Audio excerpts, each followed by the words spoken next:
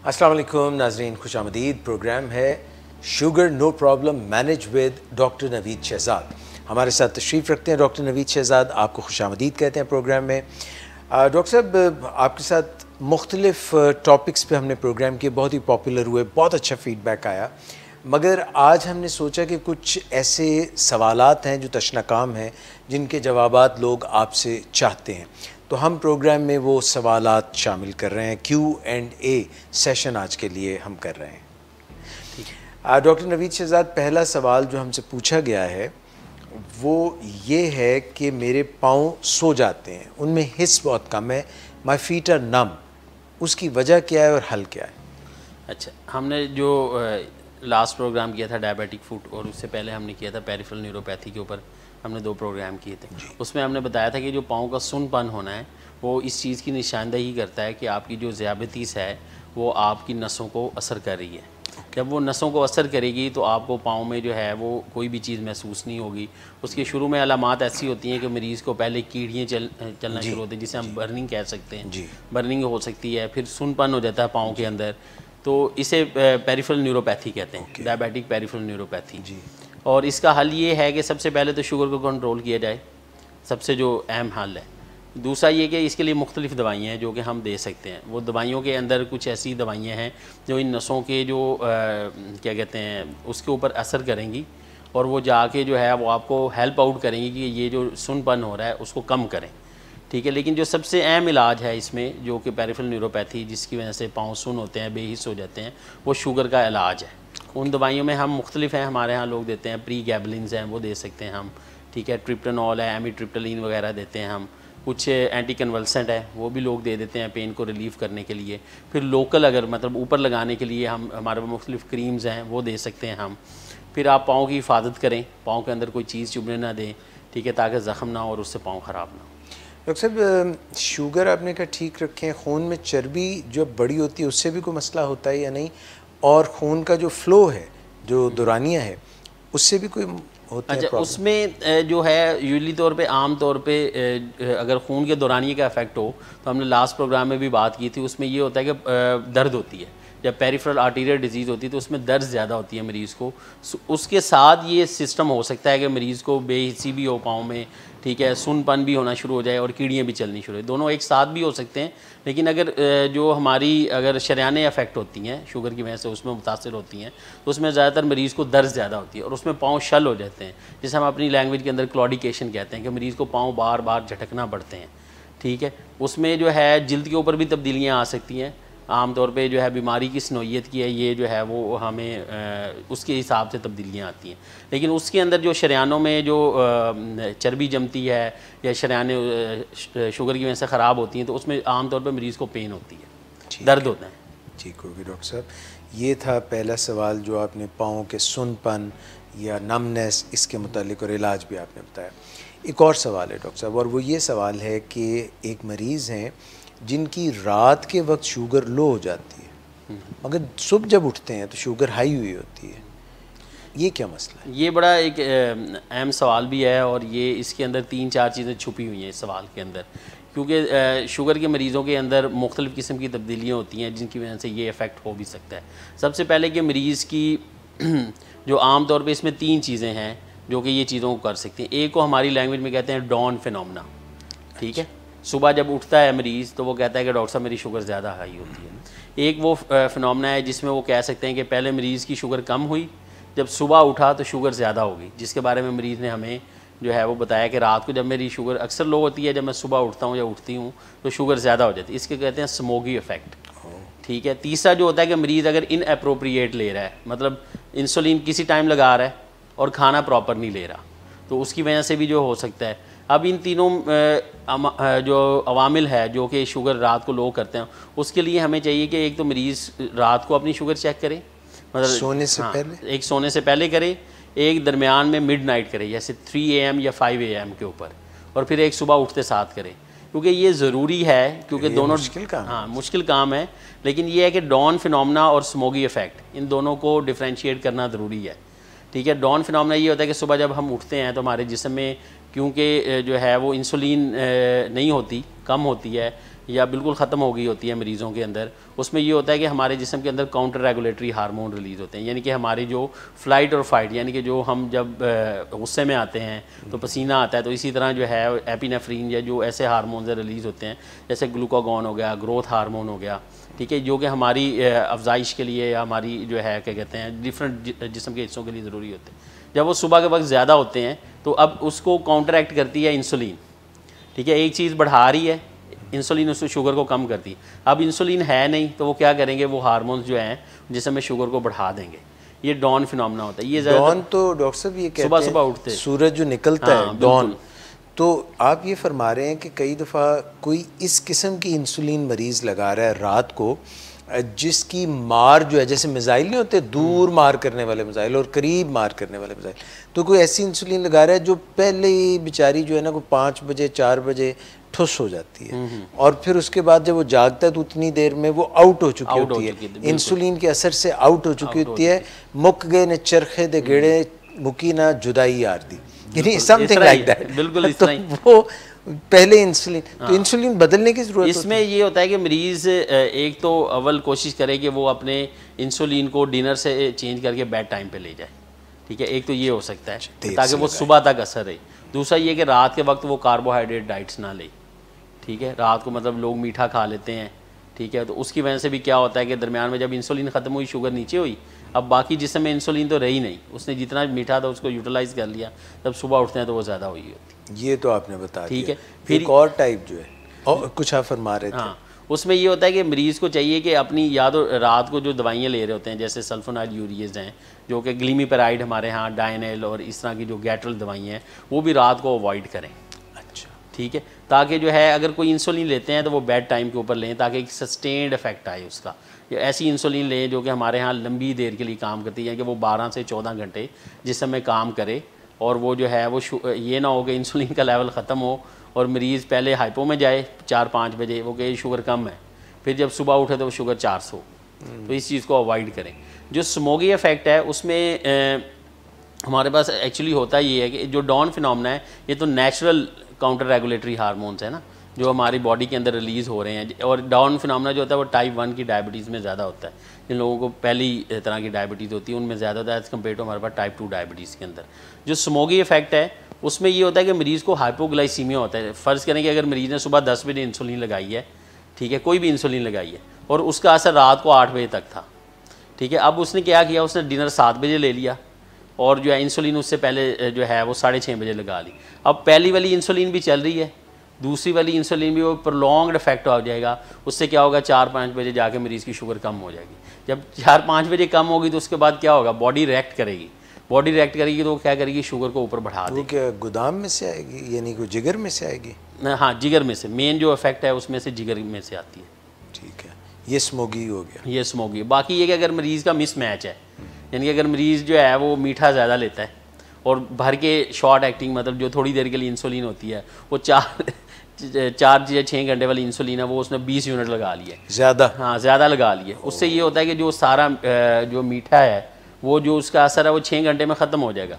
जब 6 घंटे में ख़त्म हो जाएगा और वो सारी चीज़ें हो तो वो क्या होगा, बॉडी रिस्पॉन्ड करेगी कि अब तो इंसुलिन लेवल लो हो रहा है, तो वो हार्मोन रिलीज़ करेगी। या फिर मरीज़ जो है वो अक्सर मीठा खा लेते हैं उठ को रात को, तो सुबह के वक्त शुगर ज़्यादा होगी। तो इन तीनों चीज़ों को एड्रेस करने की ज़रूरत है और ये तीनों चीज़ें ठीक हो जाती हैं। सिर्फ ये है कि मॉनिटरिंग मुश्किल है, मतलब रात को उठ के मिडनाइट जो है आप 3 बजे या 5 बजे शुगर चेक करते हैं, लेकिन आपको ये डिफ्रेंशिएट करना ज़रूरी होता है क्योंकि दोनों की ट्रीटमेंट फ़र्क हो जाती है। क्योंकि जो डॉन फिनोमेना है उसमें हम मरीज़ को जो है वो कहेंगे कि आप बेड टाइम पे अपनी इंसुलिन लें।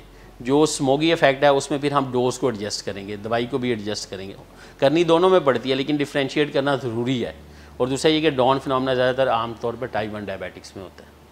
एक्सेलेंट डॉक्टर साहब, आपने पूरी बात समझा दी। मगर ये रात को जो शुगर लो होती है, ये लोगों के लिए जिनकी लो होती है उनके लिए बड़ी तकलीफ होती है, मुश्किल मरहला होता है, ख़ासतौर पे अगर थोड़ी सी उम्र ज़्यादा हो, बड़े लोगों में हो, फिर बुलाना मुश्किल हो जाता है। उससे मोर्टेलिटी और मॉर्बिडिटी दोनों के चांसेस होते हैं। राइट डॉक्टर साहब, प्री डायबिटिक्स बढ़ते जा रहे हैं, यानी अभी पक्का नहीं पता चला कि डायबिटीज़ है। कोई ऐसी रेंज है ब्लड शुगर की या HbA1c की जिसमें पक्का ढक्का ये नहीं कह सकते कि ये डायबिटिक है, तो इनको हम कहते हैं प्री डायबिटिक।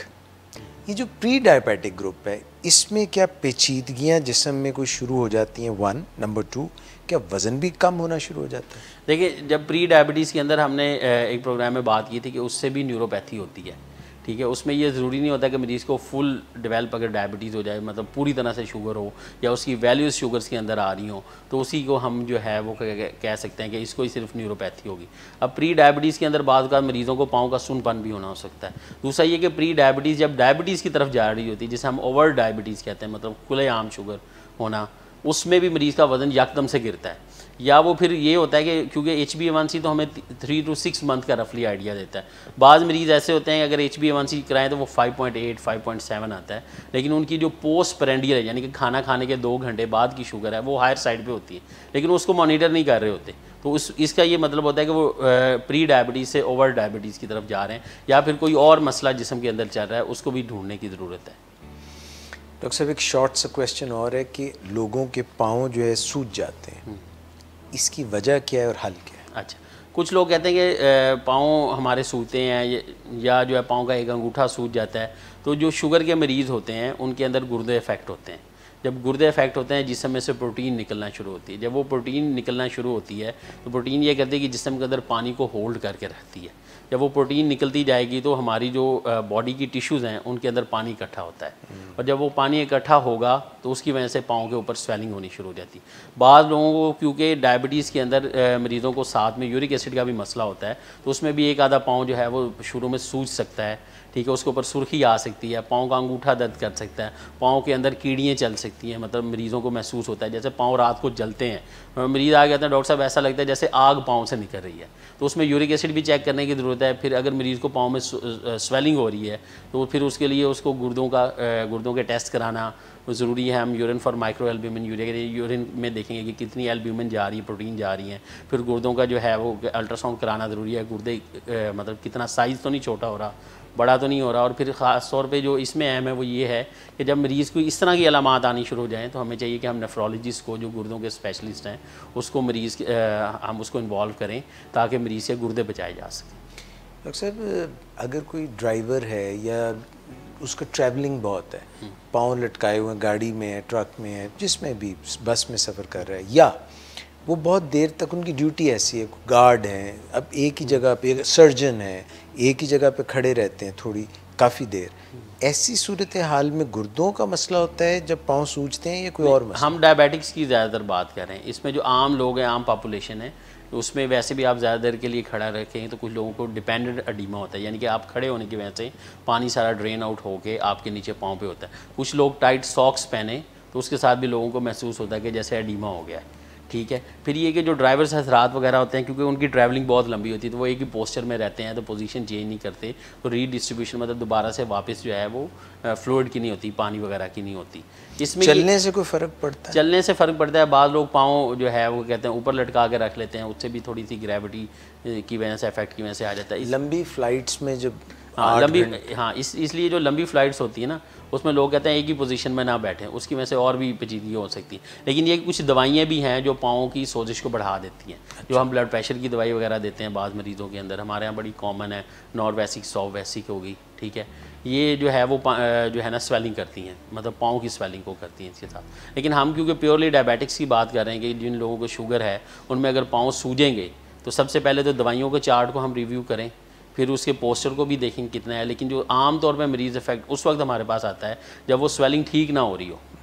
मतलब ऐसा होता है कि अगर वो कहेगा डॉक्टर साहब मैं खड़ा होता हूँ या खड़ी होती हूँ तो मुझे सोजिश हो जाती है, लेकिन मतलब जो है वो फूल जाता है, लेकिन जैसे ही मैं बैठती हूँ तो ठीक हो जाता है, मतलब अपना आम रूटीन में वर्क करती हूँ तो ठीक हो जाता है, ये ठीक हो जो भी कहे।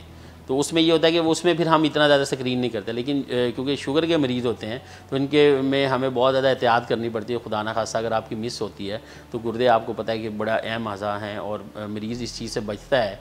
खुदा ना खासा डॉक्टर साहब मुझे शुगर की वजह से डायलिसिस तो नहीं करवाने पड़ेंगे। Very right, very right. Doctor साहब, लोगों को ना कमज़ोरी महसूस होती है, थकन महसूस होती है, काम काज करते हैं थक जाते हैं, जो पहले जब यंग थे तब नहीं महसूस होती थी, औरतों को ज़चकी के बाद या वैसे महसूस होती है। फिर कहते हैं जनाब 50 से ऊपर अगर उम्र हो गई है तब ये विटामिन्स जो हैं ये वाकई कोई ताकत वाली चीज़ है, मल्टी विटामिन्स? अच्छा, इसमें काफ़ी सारी थ्योरीज़ हैं, मतलब इसके बारे में हम ये भी कह सकते हैं ये अच्छे भी हैं, ये अच्छे नहीं भी हैं, ये बुरे भी हैं। अब हमारे यहाँ ये होता है कि मरीज़, क्योंकि मरीज़ों की मिल्क इनटेक अच्छी नहीं होती, ठीक है, दूध वगैरह नहीं लेते, तो जब वो लंबे अरसे के लिए बीमार होते हैं तो आपकी बॉडी स्ट्रेस आउट होती है। उसमें वैसे भी हमारे यहाँ विटामिन डी की बहुत ज़्यादा लोगों को कमी है, तो इसलिए अगर वो विटामिन डी वगैरह ले लेते हैं तो उनके लिए हेल्पफुल होंगे। वो बीमारी को ठीक नहीं करेंगे, लेकिन जो उससे अलामात आ रही है, जैसे पट्ठों की कमज़ोरी है, मरीज़ कहता है मुझे हड्डियों में दर्द होती है, डॉक्टर साहब जब मैं बैठती हूँ तो कड़ाके निकलते हैं, आमतौर पर मरीज़ हमारे पास आके कहते हैं। तो ये थोड़े बहुत मल्टी वाइटामिन हेल्पफुल होते हैं। यूरोप के अंदर तो एक ट्रेंड है कि वो जनाब सारों को जो है वो डिफरेंट किस्म के मल्टी वाइटामिन देते हैं, ठीक है, देने में हर्ज नहीं है। जैसे विटामिन डी रिप्लेस करना बड़ा हेल्पफुल होता है, उससे बोन्स बेहतर होती हैं और मरीज़ जो है वो बेहतरी फील करता है। लेकिन इससे बीमारी का ओवरऑल हम ये कहें कि वो उसमें कोई बीमारी की जो है वो तब्दीली आ जाए, तो ऐसा कभी नहीं होता। डॉक्टर साहब, खाना बंदा कम खा रहा है, डाइटिंग कर रहा है, कुछ इस तरह का मसला चल रहा है, तो उसकी बजाय विटामिन खा ले? नहीं, ऐसा नहीं होता। ऐसे नॉर्मली ये है कि आपकी बॉडी की एक नीड्स हैं, अल्लाह ताला ने एक जो है वो सिस्टम बनाया हुआ है। लोग ये कहते हैं कि मल्टी वाइटामिन ले रहा हूँ तो मतलब मैं कुछ भी ना लूँ तो प्रॉपर है, ठीक है, लेकिन जो नेचुरल फ्लोर है, अब हमें बाद मल्टी वाइटामिन की वो क्रेडिबिलिटी पे भी शक है कि जो लोकल कंपनीज बनाती है, पता नहीं अंदर है भी या नहीं है। मेरे एक टीचर थे, उन्होंने कहा था कि हम लोगों ने ना मल्टी वाइटामिन लेके डिफरेंट जिना हॉस्पिटल या मुझे भूल गया किसी हॉस्पिटल में उन्होंने मल्टी वाइटामिन का ना एनालिसिस करवाया, तो मेजॉरिटी में ये जो मिल्क पैक नहीं होता आपका सूखा दूध, ये और साथ में कलरिंग एजेंट था।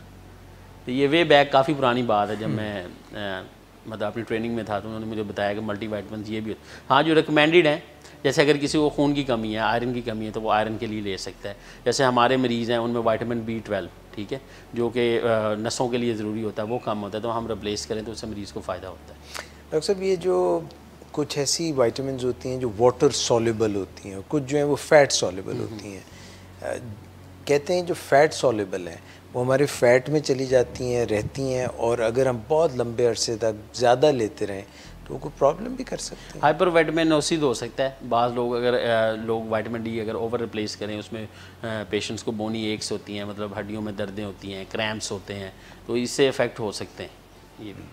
और ये जो मिनरल्स हैं ये भी विटामिन्स में साथ होते हैं, कोई क्रोमियम, सिलीनियम और मैग्नीशियम और ये सारी चीज़ें। देयर मतलब लिटरेचर में ऐसा कोई रिकमेंडेशन नहीं है, लेकिन अगर कोई पेशेंट लेता है, वो फील करता है कि मैं इससे बेहतर होता हूँ, तो आइडली तौर पे जो है अगर वो मल्टी वाइटामिन एक अच्छी कंपनी का है, वो रिकमेंडेड है, FDA अप्रूव्ड है, तो फिर तो आप कर सकते हैं। जैसे हमारा कॉमन है सर्विक्स जी है, इट इज़ बीइंग अप्रूव्ड, ठीक है, अगर ये अप्रूव हुआ है।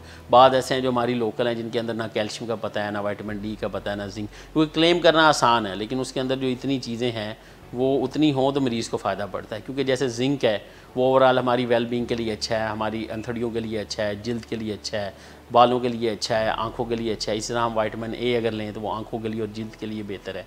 तो विटामिन ई है, उसका एंटीऑक्सीडेंट रोल है, मतलब उसका ये मतलब है कि जिस्म में जो कीमियाई तब्दीलियाँ आ रही हैं उनको वो रोकता है, और बाज़ लोग ये भी क्लेम करते हैं कि ये कैंसर से भी प्रिवेंट करता है, ठीक है। तो हेल्पफुल हैं, लेकिन ये है कि कितने आप हो सकते हैं, लेकिन ओवरऑल बीमारी के जो उसको सिनेरियो को नहीं चेंज करते। हम यही कहेंगे कि अगर किसी को डायबिटीज़ है और उसने मल्टी वाइटामिन दी तो वो डायबिटीज़ उससे ठीक हो जाएगी, तो ऐसा नहीं होगा। हो सकता है उसकी जो जिस्मानी अलामात हैं वो बेहतर हो जाएं, लेकिन उसमें कोई ऐसा इफेक्ट नहीं आता। डॉक्टर साहब, फूड जो है, बैलेंस्ड फूड जो आप लोग रिकमेंड करते हैं, अगर वो हम खाएं तो उससे हमें विटामिन्स, हयातीन मिलती हैं?